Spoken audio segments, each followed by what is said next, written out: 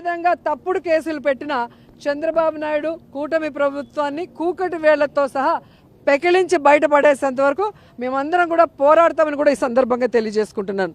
And ఈరోజు తెలుగుదేశం పార్టీకి చెప్తున్నాను, ప్రశాంతి గారికి ఏదో జరిగిపోయిందని అన్ని ఛానల్లో డిస్కషన్ పెట్టి ప్యానెల్ మీటింగ్లు పెట్టి మళ్ళీ ప్రసన్న కుమార్ రెడ్డి ఇంటికి పోయి ఆయన ఇల్లు డ్యామేజ్ చేసింది మీరు అందరూ చూశారు.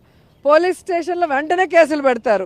కోర్టు కూడా ఏ విధంగా తప్పు పట్టిందో మనం చూసాం. కానీ నా విషయంలో అంత వల్గర్గా మాట్లాడుతుంటే అదే ప్రశాంతి పెంచి పోషిస్తున్న ఆర్పి, అదే వేమిరెడ్డి గారు పెంచి పోషిస్తున్న ఆర్పి అన్ని రకాలుగా మాట్లాడుతుంటే ఎందుకు పోలీసులు కేసు పెట్టట్లేదు, కోర్టులో ఎందుకు సుమోటోగా తీసుకొని అలాంటి వాళ్ళకి బుద్ధి చెప్పట్లేదని నేను అడుగుతున్నాను.